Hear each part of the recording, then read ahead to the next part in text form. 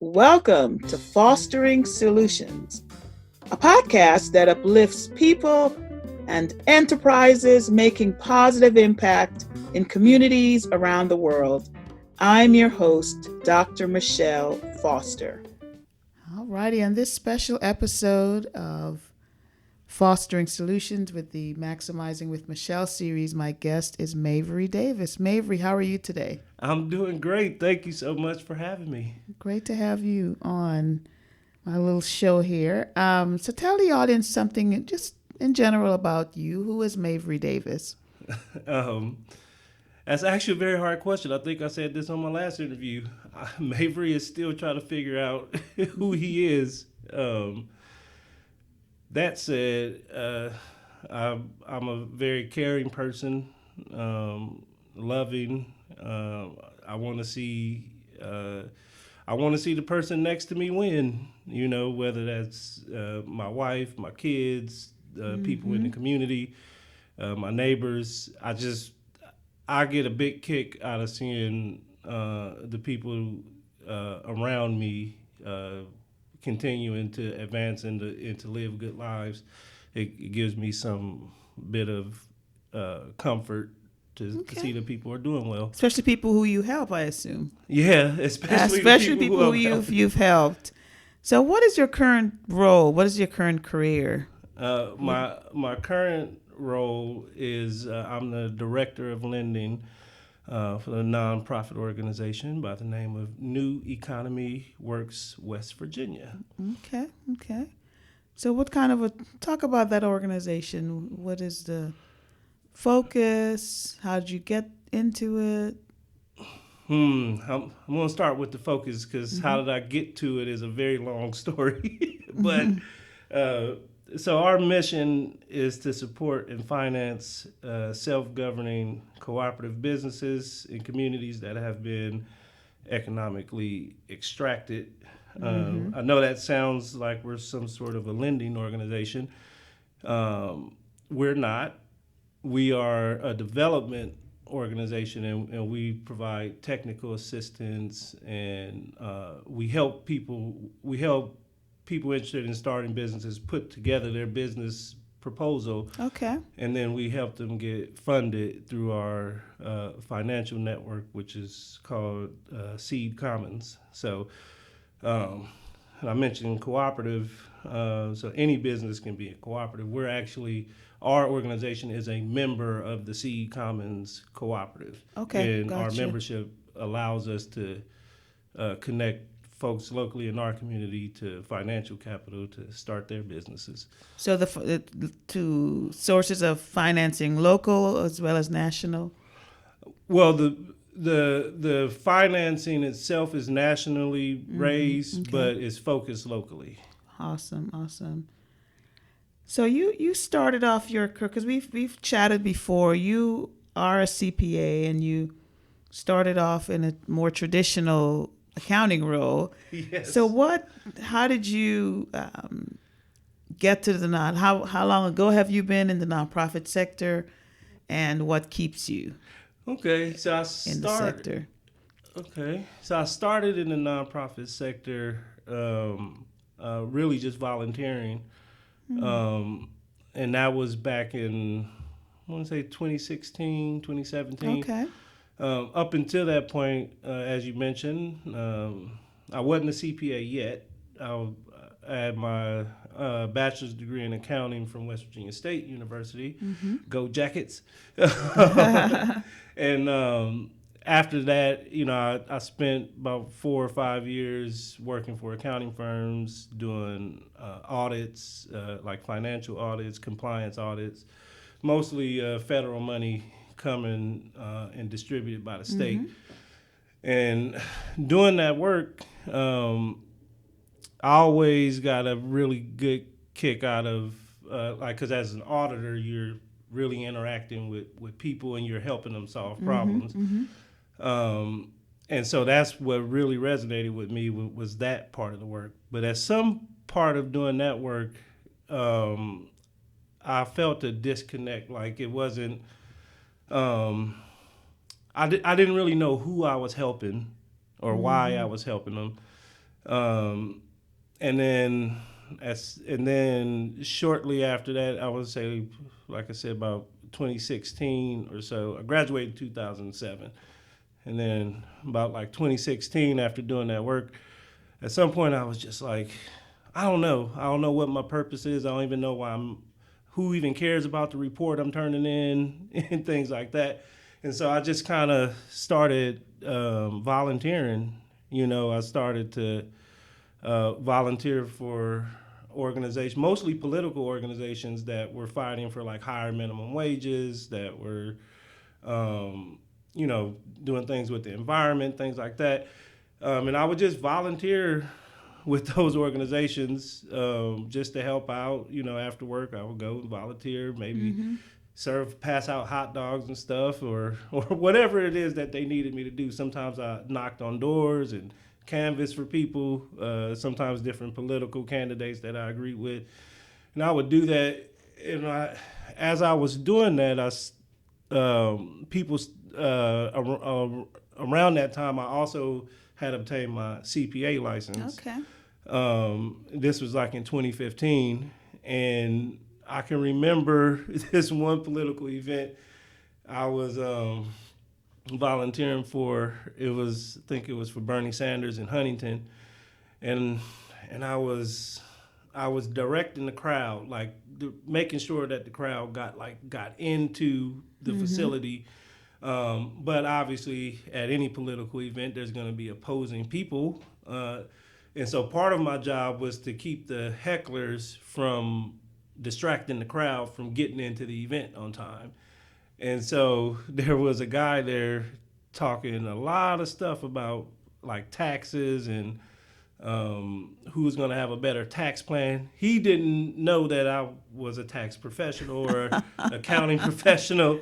And so I started to go back and forth with him about like why Bernie's policies were good and all of that stuff. That's beside the point. But like doing that stuff, it was pretty cool to watch. I didn't realize that the person standing behind me was the cabinet secretary for the Department of Veterans Assistance. And that's actually shortly after that event, I became the director of finance director for that department. Just because he heard you. They were looking for a finance director. They were looking for somebody with skills in accounting or a background in accounting. And through that conversation of me heckling, he found out that I was a CPA, because I didn't go around like saying, hey, I'm this CPA guy or whatever. And it was just really just being in my spirit and having that conversation back and forth. I guess people saw me and all of that stuff. And that was one thing. But also during that volunteering, a lot of the organizations, conversations after the events would be over, I'd start sort of assisting people with accounting things, just pro bono, just like, oh, maybe you should do it this way or maybe you should do it that way. Right. So it's kind of interesting because, I found my passion through volunteering. So it's kind of, we have that in common. I was like, so I'm like, okay, it's real. So it's always, sometimes when you're just when something doesn't feel right, just trying out something different, volunteering in a space may lead to, you never know where you never know where it leads. So that's taken me on a wild ride. Confirmation right there. So this series is about maximizing impact. What does maximizing impact mean to you? That's a hard question, but I would say like maximizing impact is to me means that that whatever you're doing, whatever program you're doing,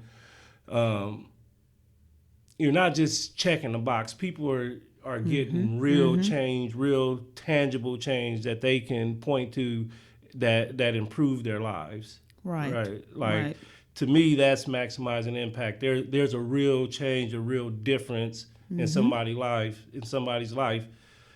because of a program that you implemented. Yep, so true. And I see you have my book, Maximizing Impact, Success Strategies for Dynamic Nonprofits. What parts of the book resonated with you? It's like any particular Yes. chapters or topics really hit home for you? Yes. Chapter 8, telling your story. That really resonated and hit home for me because I feel like that's something I'm always trying to figure out how to do. Right. How to tell my story in a way that resonates not only to me but to the people around me, the people I'm trying to impact, the people I'm trying to get to support the work that I'm doing. I always find it hard to tell my story, but chapter 8 of your book, for me, one, I like that it was really short because I have very short attention span, but it just provided a lot of confirmation, about how to tell your story, and really just kind of keeping it simple Because a lot of times we get caught up in the work and don't really take the time to tell our stories. So it's all a part of really improving the possibilities that you'll be sustainable. Because if no one knows about you, it's very likely that you'll be forgotten. So being able to tell your story is very important to really getting the message out about your program as well as ensuring that it's sustainable. Yeah, but I think even bigger than that, something that you mentioned in your book was that at the heart of it, we all want the same things. We all want the same thing. Exactly. Safety, security, exactly, good health. For-profit world, nonprofit world, we all want the same thing. We all want the same thing. All want the same thing. So true.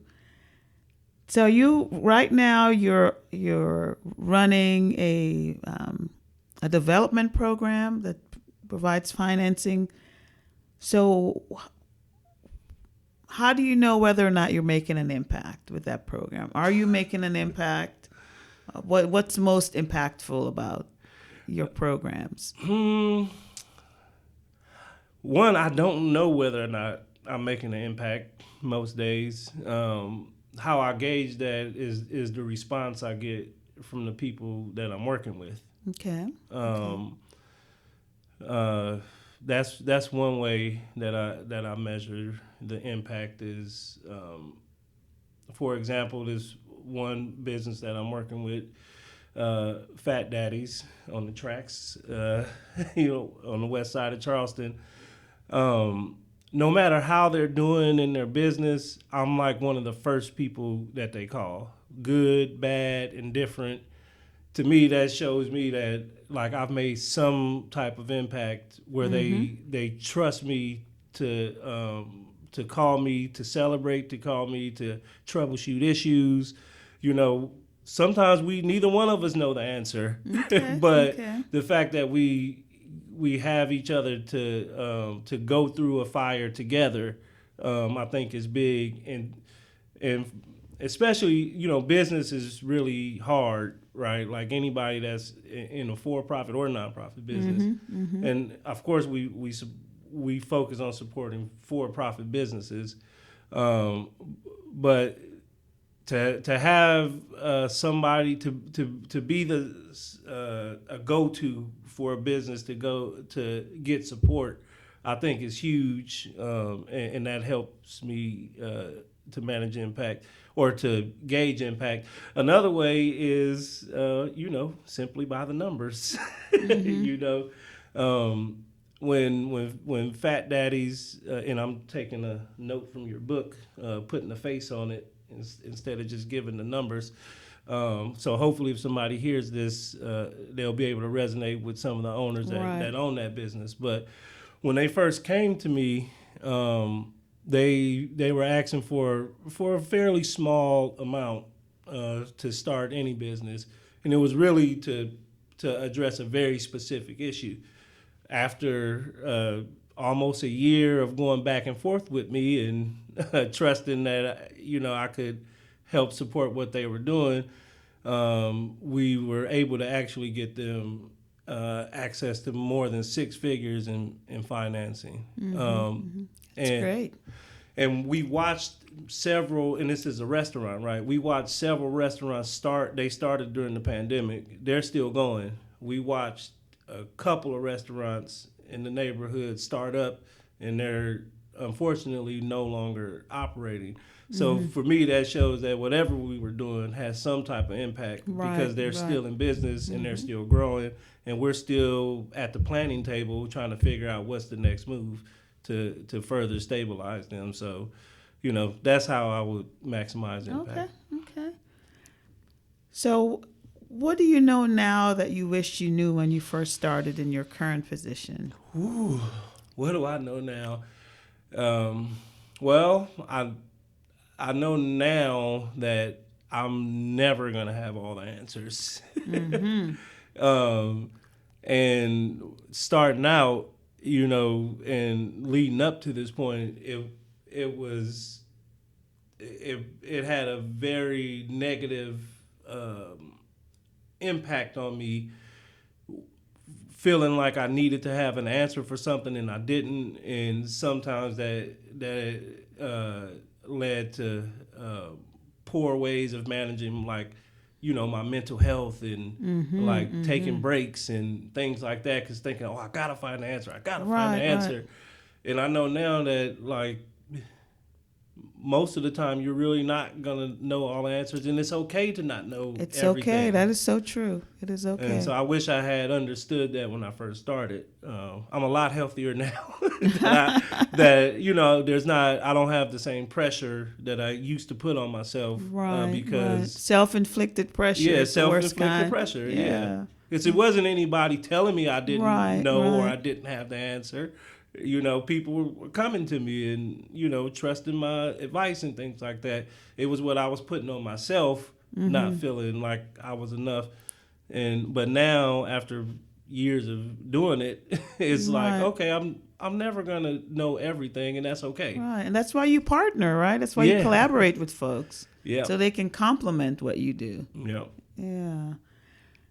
So, what are you most proud of the work that you do, getting financing for small businesses who may be marginalized and not, where others don't take a chance on? Like, what are you proudest of when it comes to that work? What I'm proudest of is the chance to be a part of somebody fulfilling a lifelong dream. And I'll go back to Fat Daddies. One of the owners of Fat Daddies, I found out during the process, but he had been had a dream to start a business for more than 40 years. Oh, wow. And nobody ever really took a chance on him. Wow. Nobody ever really took a chance on him. Wow. And told him that he could do it and that he was enough, and actually came through with the right type of support. That's not saying that nobody ever helped him, but being able to be a part of that type of journey is like... it's amazing. Yeah, that's that's priceless. There's no salary I can earn. There's no award I could get. To know that my time, my effort was able to help somebody to accomplish something that they dreamed about for decades. That's priceless. And I hope to be able to help more people experience and realize their dreams. That's awesome. So, are you working on deals now? What are some growth opportunities that exist with the organization? Growth opportunities that exist is exactly what I just said. So, great segue. Growth opportunities that are presenting now is the ability to have the capacity to help a lot more Charleston and West Virginia based businesses. As we talk today, we have the capacity right now to support one, maybe two businesses in any given year or any given programming year because of how high touch we are with the businesses that we work with.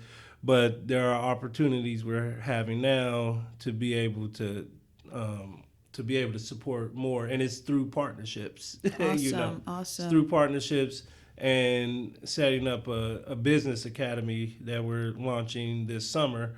It's going to be every Saturday from July 15th through September 2nd. And we're going to bring businesses we've already been supporting and those that we are looking to support, all in the same space, to learn and grow and to work on their businesses, and hopefully come out of that academy with more funding proposals to send up through our financing network to get them financial support. So how could someone find out about this program? They will go to our Facebook page, New Economy Works West Virginia. They can message the page to ask about it's called the Freedom Project. They can look on the page. It'll be pinned towards the top, the Freedom Project Co-op Academy, and you can just click on the link and register for it. Awesome. Sounds like a great initiative. So what advice would you give to someone thinking about starting a program or an organization that's similar to yours? What advice would you give them? What advice would I give them?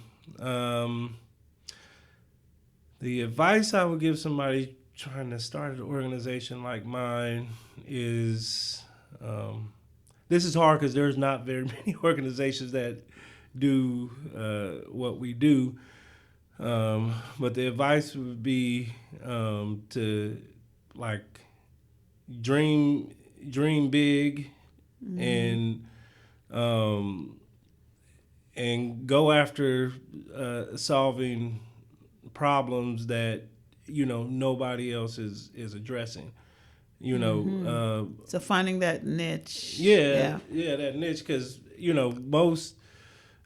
most folks in marginalized communities don't have the same access to financial capital. If you look at the numbers, and there's plenty of programs out there that say they gear their financing towards that, but there's very few out there that are actually able to get the level of financing that people, like I said, we've had 6 figures.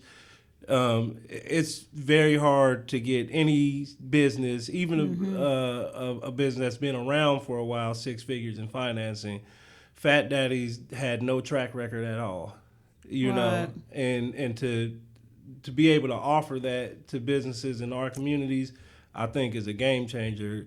And that was, because I saw this happening around the country, I knew it was possible. Right. But people in Charleston maybe didn't know that something like that was possible. And so that's really because I knew it was possible, I continue to drive towards making it available to people here and going through everything that it takes to bring that type of support. That's awesome. Here. Awesome. And our community is better for it. Our community is better for it. We got some good food, that's for sure. So as you look to the future, what gives you hope? You see the struggles of entrepreneurs who want to start their business, who want to put up their shingle, and it can be rough. Like, your one client was trying for 40 years.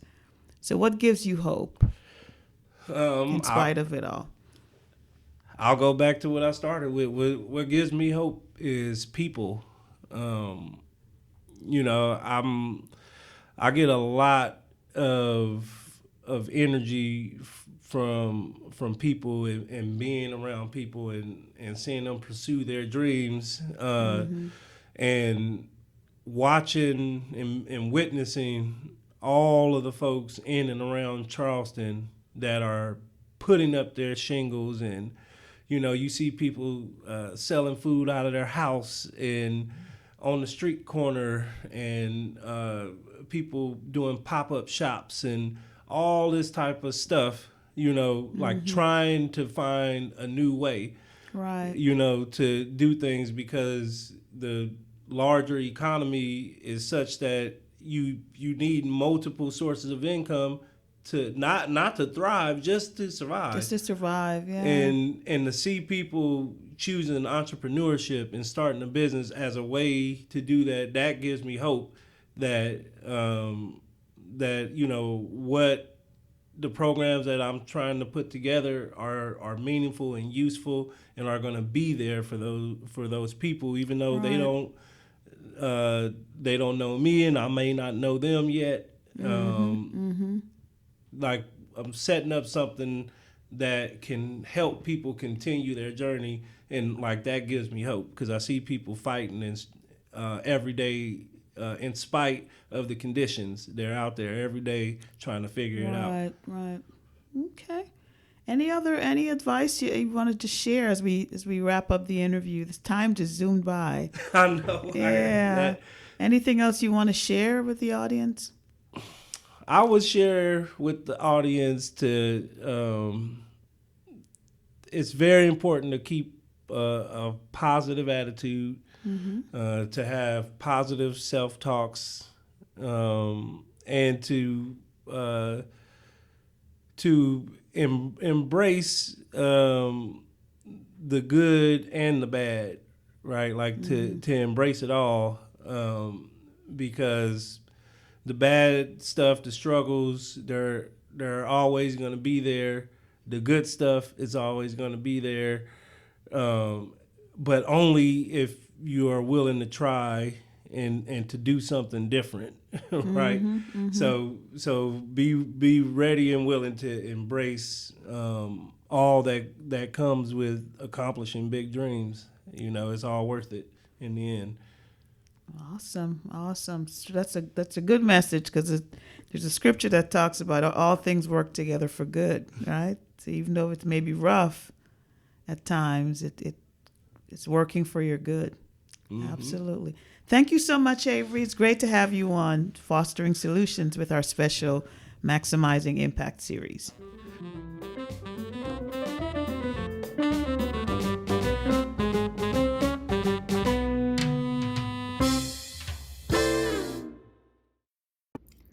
Are you thinking about starting a new nonprofit organization? Are you with an organization now and would like to take it to the next level? Are you on a board or committee of a nonprofit and want to make sure that you're being effective?